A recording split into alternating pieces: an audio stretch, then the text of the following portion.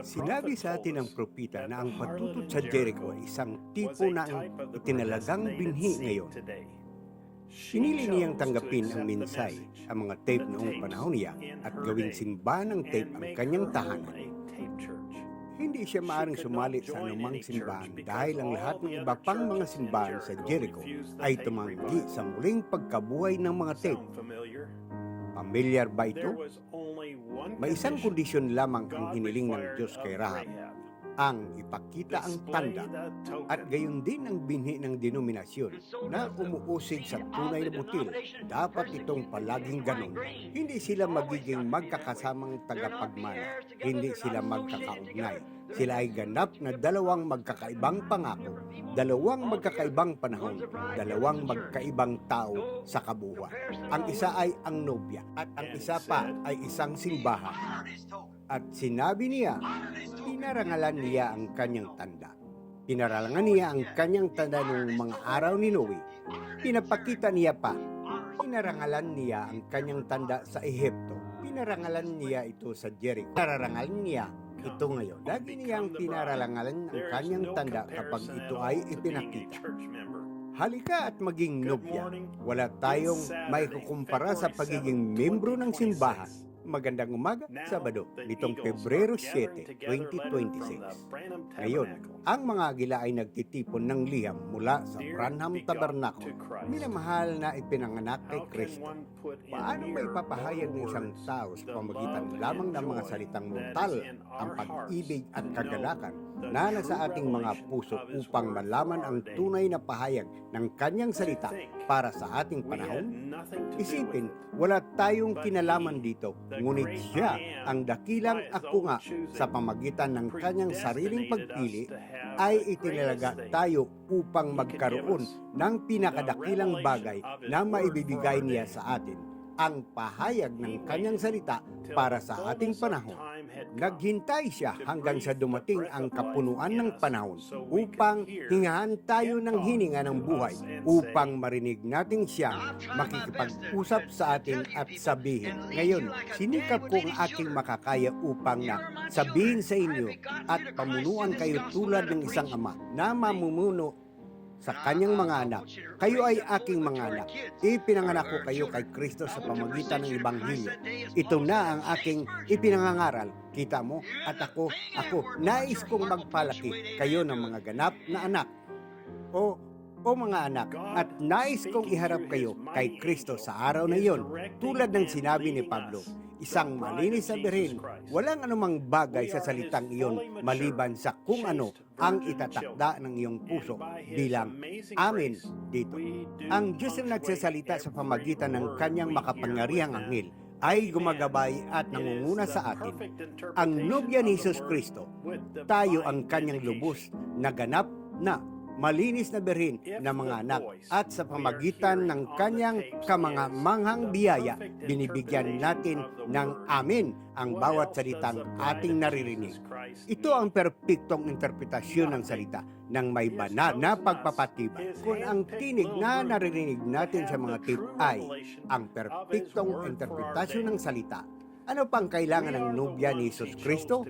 Wala. Pinili niya tayo, ang kanyang piniling maliit na grupo, upang magkaroon ng tunay na pahayag ng kanyang salita para sa ating panahon. Tayo ang kanyang pinili na mapunta sa lupa sa mga katawang pisikal sa loob ng 1,000 taong paghahari ng milenyo. Mga kaibigan, pag-usapan natin iyan sandali. Magkakaroon tayo ng isang ninuwalhating katawan dito mismo sa lupa. Tayo ay kakain, iinom, magtatayo ng mga bahay. Mamumuhay tulad ng ginagawa natin ngayon sa loob ng 1,000 taon. Ito ang magiging ating honeymoon kung saan ang nobya, tayo at ang nobyo, Panginoong Hesus Kristo, ay naging isa. Tayo ay nagbabantay at naghihintay para sa maluwalhating panahon ito. Bawat minuto ng bawat araw. Ito ay napakalapit na tila halos mahawakan natin ito. Naniniwala ako ng buong puso. Ito ang nangyayari sa atin ngayon. Ang espiritual na pagsasama ni Kristo at ng kanyang simbahan ngayon, kung kailan ang laman ay nagiging salita at ang salita ay nagiging laman, nahayag at pinagtibay. Kung ano ang sinabi ng Biblia na mangyayari sa araw nito, ito ay nangyayari araw-araw. Aba, ito ay mabilis na naipon doon sa mga disyerto at mga bagay na nagaganap at hindi ko na ito masasabayan. Malapit na tayo sa pagdating ni Jesus upang makiisa sa kanyang simbahan kung saan ang salita ay nagiging salita.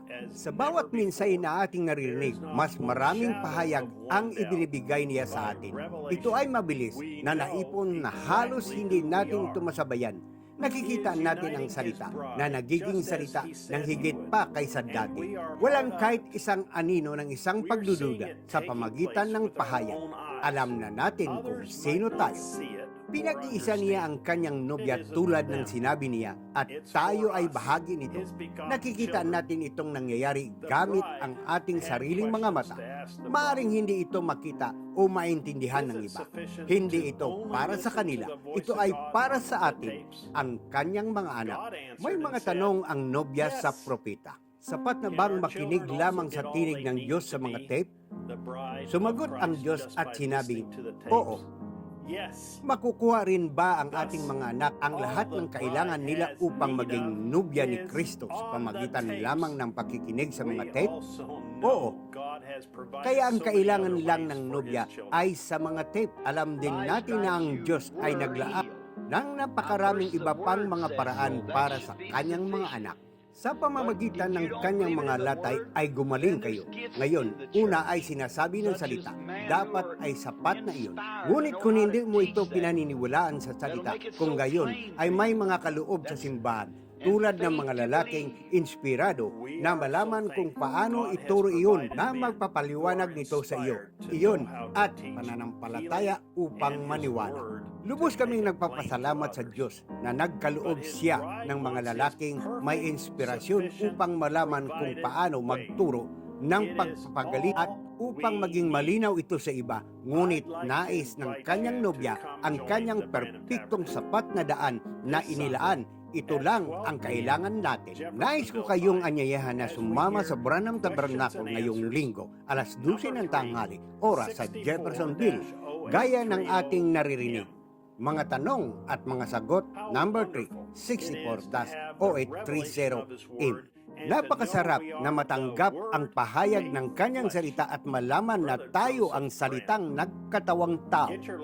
Kapatid na Joseph Branham. Kunin ang iyong lifeline ng Tibol app ngayon sa www.branham.org/in/apps. Hanggang sa susunod, pagpalain kayo ng Diyos at Shalom.